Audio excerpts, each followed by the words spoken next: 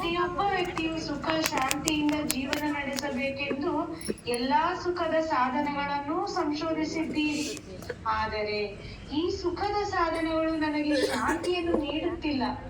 ನನ್ನ ಮನಸ್ಸಿಗೆ ಶಾಂತಿಯನ್ನು ನೀಡುವ ಯಾವುದಾದರೂ ಹೊಸ ಆವಿಷ್ಕಾರವನ್ನು ಮಾಡಿದ್ದೀರಾ?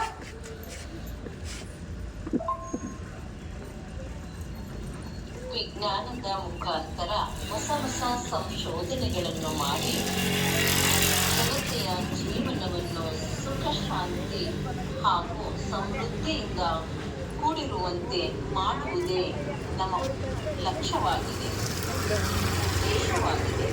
ಆದರೆ ದುರದೃಷ್ಟವಶ ಈ ಸಾಧನೆಗಳು ಮಾನವ ಕುಲವನ್ನೇ ಭಯಭೀತವನ್ನಾಗಿ ಮಾಡಿದೆ ಹಾಗೂ ಈ ಸಾಧನೆಗಳು ಜನತೆಗೆ ಶಾಂತಿಯನ್ನು ಮನಃಶಾಂತಿಯನ್ನು ಕೊಡುವುದಿಲ್ಲ. ಎಲ್ಲ ಸೌಲಭ್ಯಗಳು ಇದ್ದರೂ ಕೂಡ ಮನುಷ್ಯನ ಮನಸ್ಸು ಅಶಾಂತವಾಗಿದೆ. ಎಲ್ಲವನ್ನು ನಾವು ಅಂದರೆ ವಿಜ್ಞಾನದ ಅಟೋಮ್ ಬಾಂಬುಗಳು, ಹೈಡ್ರೋಜನ್ ಬಾಂಬುಗಳ ಮೇಲೆ ನಮ್ಮ ಸಂಶೋಧನೆ ಈ ವಿನಾಶಕಾರಿ ಪರಿಣಾಮಗಳನ್ನು ನೋಡಿ ನೋಡಿ ನನ್ನ ತಲೆ ಅಶಾಂತಿಯ ವೇದನೆಯಿಂದ ಹಿಡಿದು ಹೋಗುತ್ತಿದೆ. ನಮ್ಮ ಒಂದು ಸಣ್ಣ ಪ್ರಯೋಗದಿಂದ ಜಪಾನಿನ ಹಿರೋಶಿಮಾ ಹಾಗೂ ನಾಗಸಕಿ ಧ್ವಂಸವಾಗಿ ಹೋದವು. ಇಂದು ನಮ್ಮ ಬಳಿ ಜಗತ್ತನ್ನು ಸಾವಿರಾರು ಬಾರಿ ಧ್ವಂಸಗೊಳಿಸುವ ಸಾಮಾನುಗಳು, ವಿಜ್ಞಾನದ ಅಣುಬಾಂಬುಗಳು ತಯಾರಾಗಿದೆ. ಈ ಸಮಗ್ರ ವಿಜ್ಞಾನದ ಅಣುಬಾಂಬುಗಳ ಪ್ರಯೋಗದಲ್ಲಿ ತಂದರೆ ಜಗತ್ತಿನ ಸ್ಥಿತಿ ಏನಾಗಬಹುದು? ಇಂಥ ಸಮಯದಲ್ಲಿ ಶಾಂತಿಯ ಪ್ರಶ್ನೆ ಇಡೀ ಜಗತ್ತಿನ ಮುಂದಿದೆ. ಹೀಗಿದ್ದಾಗ ಶಾಂತಿಯಲ್ಲಿ ದೊರೆಯುವುದು?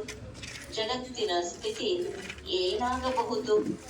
ವಿಪರೀತ ಬುದ್ಧಿ ವಿನಶ್ಯಂತಿ ಎಂಬ ನಾಣ್ಣುಡಿಯ ಪ್ರಕಾರ ಈ ಅಣುಬಾಂಬುಗಳಿಂದ ವಿಶ್ವ ಅವನತಿಗೆ ಕಾರಣವಾದರೆ ಇಲ್ಲಿ ನೋಡಿದರೂ ದುಃಖವೇ ದುಃಖ, ಅಶಾಂತಿಯೇ ಅಶಾಂತಿ, ಚೀರಾಟ, ಭಯಾನಕ ದೃಶ್ಯ ಹಾಗೂ ಎಲ್ಲಿ ನೋಡಿದರೂ ನೀರೇ ನೀರು.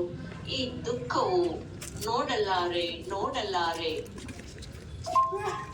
ಓಹೋ ದೇವರೇ, ಇವರಂತೂ ನನಗಿಂತಲೂ ತುಂಬಾ ಅಶಾಂತರಾಗಿದ್ದಾರೆ. ಎಲ್ಲಾದರೂ ಶಾಂತಿ ಸಿಕ್ಕರೆ ಎಲ್ಲರಿಗಿಂತ ಮೊದಲು ಇವರಿಗೆ ಕೊಡಬೇಕು. ಇವರಂತೂ ನನಗಿಂತಲೂ ಅಧಿಕ ಶಾಂತಿಯನ್ನು ಬೇಡುವವರಾಗಿದ್ದಾರೆ. ಸರಿ, ಪರವಾಗಿಲ್ಲ, ನಾನು ಮಹಾತ್ಮರ ಬಳಿಯಾದರೂ ಹೋಗುತ್ತೇನೆ. ಬಹುಶಃ ಅವರೇ ನನ್ನ ಸಮಸ್ಯೆಗೆ ಪರಿಹಾರವನ್ನು ಹೇಳುತ್ತಾರೆ.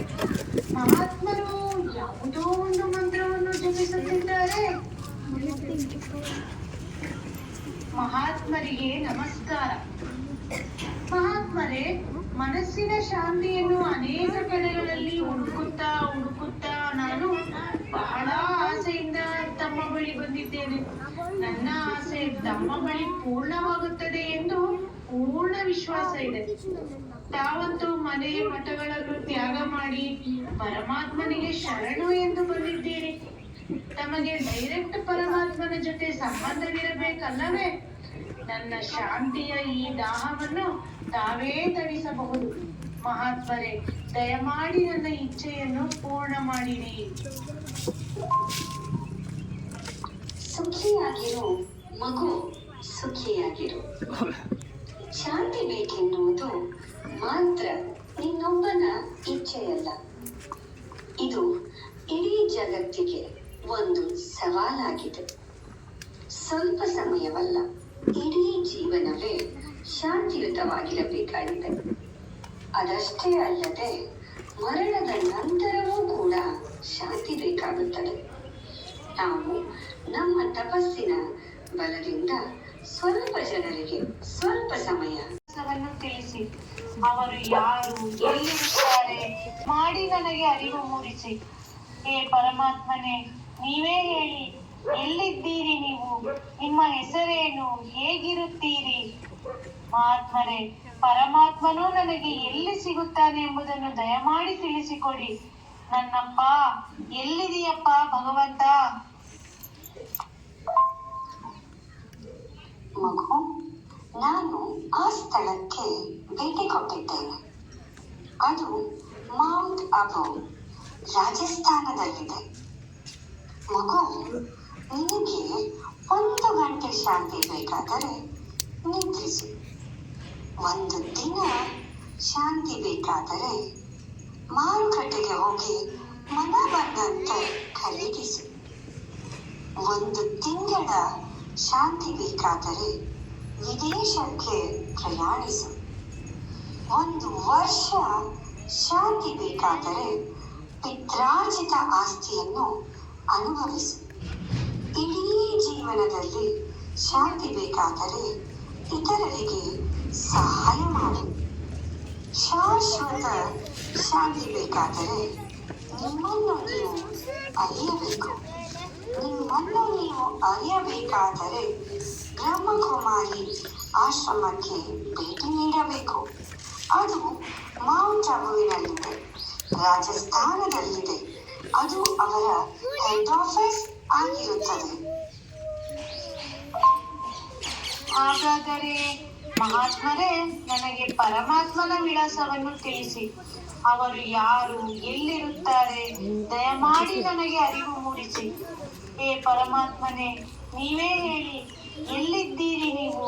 ನಿಮ್ಮ ಹೆಸರೇನು? ಹೇಗಿರುತ್ತೀರಿ? ಮಹಾತ್ಮರೇ, ಪರಮಾತ್ಮನು ನನಗೆ ಎಲ್ಲಿ ಸಿಗುತ್ತಾನೆ ಎಂಬುದನ್ನು ದಯಮಾಡಿ ತಿಳಿಸಿಕೊಡಿ. ನನ್ನಪ್ಪ ಎಲ್ಲಿದೆಯಪ್ಪ ಭಗವಂತ? ಮಗು, ಪರಮಾತ್ಮನ ಸತ್ಯ ಪರಿಚಯವಾಗಬೇಕಾದರೆ ರಾಜಸ್ಥಾನಕ್ಕೆ ಹೋಗಬೇಕಂತೇನಿಲ್ಲ.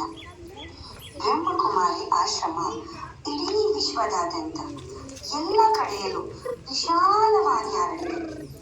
ನಮ್ಮ ದೇಶ Bharat, Japan, America, London, Dubai ಮತ್ತೆ ಇನ್ನೂ ನಾನಾ ದೇಶಗಳಲ್ಲಿ ಪರಮಾತ್ಮನ ಪರಿಚಯ ನೀಡುತ್ತಿದ್ದಾರೆ.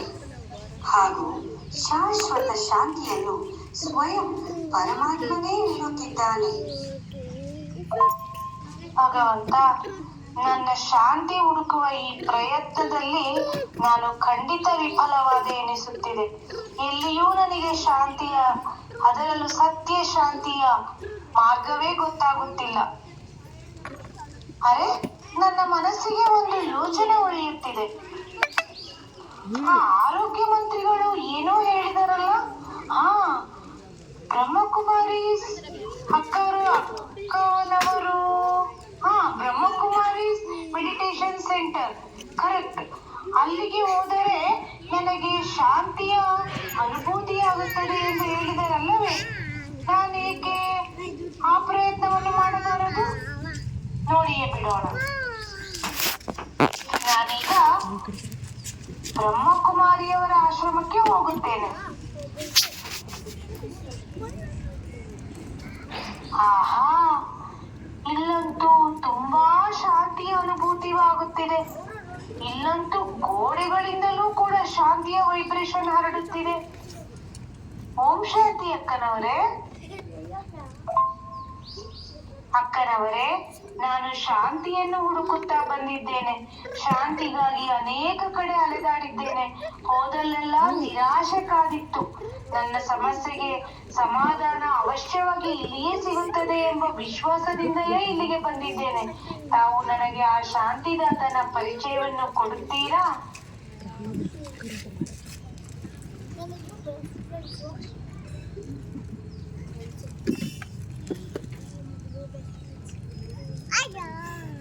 ಈಗ ತಾವು ಸರಿಯಾದ ಸ್ಥಾನಕ್ಕೆ ಬಂದು ತಲುಪಿದ್ದೀರಿ.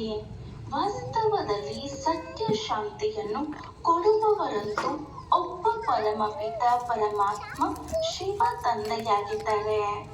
ಅವರು ರೂಪದಲ್ಲಿ ಬಿಂದು, ಗುಣದಲ್ಲಿ ಸಿಂಧುವಾಗಿದ್ದಾರೆ. ಅವರೇ ಸತ್ಯವಾದ ಶಾಂತಿಯನ್ನು ಕೊಡುವವರಾಗಿದ್ದಾರೆ. ಏಕೆಂದರೆ ಅವರು ಜನನ ಮರಣ ಚಕ್ರದಲ್ಲಾಗಲಿ ಅಥವಾ ಸುಖ ದುಃಖದ ಚಕ್ರದಲ್ಲಾಗಲಿ ಬರುವುದಿಲ್ಲ. ಅವರು ಸರ್ವಪರಿಯಾಗಿದ್ದಾರೆ. ಕರ್ಮ ಅಕರ್ಮದ ಫಲದ ಅಧೀನದಲ್ಲಿ ಬರುವುದಿಲ್ಲ. ಶಿವ ತಂದೆಯು ಸರ್ವೋಚ್ಚ, ಸರ್ವಶ್ರೇಷ್ಠ, ಸರ್ವಜ್ಞ, ಸರ್ವ ಗುಣಗಳಲ್ಲಿ ಅನಂತರಾಗಿದ್ದಾರೆ. ತಂದೆಯು ಜ್ಞಾನ ಸಾಗರ, ಪ್ರೇಮ ಸಾಗರ, ದಯಾ ಸಾಗರ, ಕರುಣಾ ಸಾಗರ, ಶಾಂತಿಯ ಸಾಗರ, ಶಕ್ತಿಯ ಸಾಗರರಾಗಿದ್ದಾರೆ. ಆ ಸಾಗರ ತಂದೆಯನ್ನು ನೆನಪು ಮಾಡುವುದರಿಂದ ಅವರಲ್ಲಿರುವ ಗುಣ ಶಕ್ತಿಗಳ ಪ್ರಕಂಪನಗಳು ಅನುಭವವನ್ನು ಮಾಡಲು ಸಾಧ್ಯ ಆಗುತ್ತದೆ ಎಂದು ಮಾನವರು ಸುಖ ಸೌಲಭ್ಯದ ಸಾಧನಗಳನ್ನು ಕಂಡುಕೊಂಡಿದ್ದಾರೆ ಹಾಗೂ ಅವುಗಳಲ್ಲಿ ಅವರು ಶಾಂತಿಯನ್ನು ಹುಡುಕುತ್ತಿದ್ದಾರೆ. ಆದರೆ ಶಾಂತಿಯು ಭೌತಿಕ ವಸ್ತುವಾಗಲಿ ಅಲ್ಲ. ಹಾಗಾಗಿ ಭೌತಿಕ ವಸ್ತುಗಳಲ್ಲಿ ದೊರೆಯುವುದಿಲ್ಲ. ಶಾಂತಿಯು ನಾವೆಲ್ಲ ಆತ್ಮರ ಸ್ವಧರ್ಮವಾಗಿದೆ. ನಾವು ಯಾವಾಗ ನಮ್ಮ ಸತ್ಯ ಸ್ವರೂಪವನ್ನು ಹಾಗೂ ನಮ್ಮ ತಂದೆ ಪರಮಾತ್ಮನ ಸತ್ಯ ಸ್ವರೂಪವನ್ನು ಅರಿತುಕೊಳ್ಳುತ್ತೇವೆಯೋ ಆ ನಂತರ ನಮ್ಮ ಬುದ್ಧಿಯೋಗವು ಶಾಂತಿಯ ಸಾಗರ ಪರಮಾತ್ಮನೊಂದಿಗೆ ಬೆಸೆದುಕೊಳ್ಳುತ್ತದೆ. ಆಗ ಆತ್ಮ ಪರಮ ಶಾಂತಿಯ ಅನುಭವ ಮಾಡಲು ಸಾಧ್ಯವಾಗುತ್ತದೆ. ಇದನ್ನೇ ರಾಜಯೋಗ ಎಂದು ಹೇಳಲಾಗುತ್ತದೆ. ರಾಜಯೋಗವು ಎಲ್ಲ ಯೋಗಗಳಿಗೂ ರಾಜನಾಗಿದೆ. ಸ್ವಯಂ ಪರಮಾತ್ಮನೇ. ಈ ರಾಜಯೋಗದ ಮುಖಾಂತರ ಮನುಷ್ಯರಲ್ಲಿರುವಂತಹ ದುಶ್ಚಟ ವಿಷಯ ಇಷ್ಟೊಂದು ಅಮೂಲ್ಯವಾದ ಪ್ರಾಪ್ತಿ, ಅದು ಕೂಡ ಯಾವ ಹಣವನ್ನು ತೆಗೆದುಕೊಳ್ಳದೆ ಸಂಪೂರ್ಣ ಉಚಿತವಾಗಿ. ನಾನಂತೂ ಇಂದಿನಿಂದಲೇ ಪ್ರಾರಂಭಿಸುತ್ತೇನೆ. ವಾ, ಇದಕ್ಕಿಂತ ಒಳ್ಳೆಯ ವಿಷಯ ಇನ್ನೇನಿದೆ ನನಗೆ. ಬನ್ನಿ, ಎಲ್ಲರೂ ಶಿವನನ್ನು ಧ್ಯಾನಿಸೋಣ.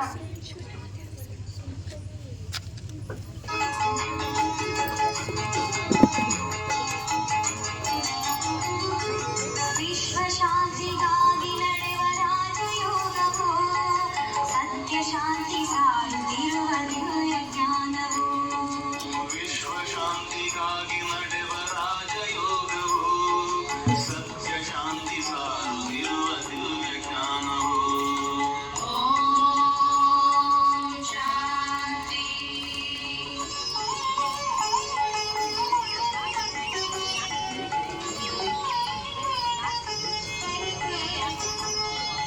ಅಳಿದು ರೋಷ ದ್ವೇಷಗಳನ್ನು ನಿಮಿಷಾಂತದಲ್ಲಿ, ಕಳೆದು ಪಾಪ ತಾಪಗಳನ್ನು ಜ್ಞಾನ ಜಲದಲ್ಲಿ. ಅಳಿದು ರೋಷ ದ್ವೇಷಗಳನ್ನು ನಿಮಿಷಾರ್ಧದಲ್ಲಿ, ಕಳೆದು ಪಾಪ ತಾಪಗಳನ್ನು ಜ್ಞಾನ ಜಲದಲ್ಲಿ.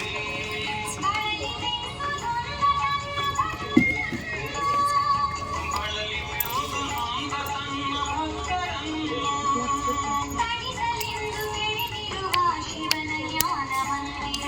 ವಿಶ್ವಶಾಂತಿಗಾಗಿ ನಡೆವ ರಾಜಯೋಗವು, ಸತ್ಯ ಶಾಂತಿ ಸಾರುತ್ತಿರುವ ದಿವ್ಯ ಜ್ಞಾನವು.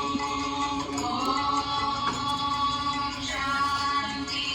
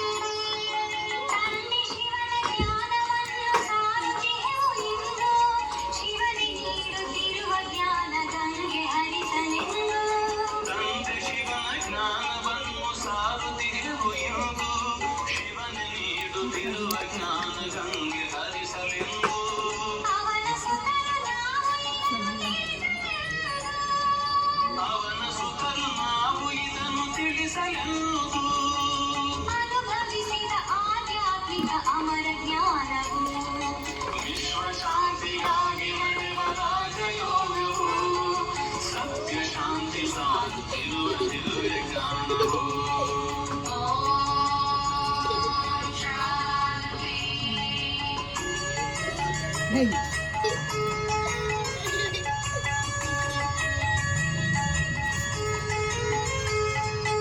ಇಲ್ಲಿರುವುದು ಶಿಕ್ಷಣದ ನೀತಿ ನೀತಿಯು ಇದ ತಿಳಿದರೆ ವಿಶ್ವದ ನೈತಿಕ ನಿರ್ಮಾಣವು ಇಲ್ಲಿರುವುದು ಶಿಕ್ಷಣದ ರೀತಿ ನೀತಿಯೋ ಇದ ತಿಳಿದರೆ ವಿಶ್ವದ ನೈತಿಕ ನಿರ್ಮಾಣವು ಭಾರತೀಯ ಸಂಸ್ಕೃತಿ ಭಾರತೀಯ ಸಂಸ್ಕೃತಿ ಇದು ನಮ್ಮ ಪರಿಮಿತಿ ಮರಳಿ ಬರುವ ಸತ್ಯಯುಗದ ಅಮರ ರೀತಿ ನೀತಿ ವಿಶ್ವ ಶಾಂತಿಗಾಗಿ ನಡೆವ ರಾಜಯೋಗವು ಸತ್ಯ ಶಾಂತಿ ಸಾರುತ್ತಿರುವ ದಿವ್ಯ ಜ್ಞಾನವು ವಿಶ್ವ ಶಾಂತಿಗಾಗಿ ನಡೆವ ರಾಜಯೋಗವು ಸತ್ಯ ಶಾಂತಿ ಸಾರುತ್ತಿರು ಜ್ಞಾನವು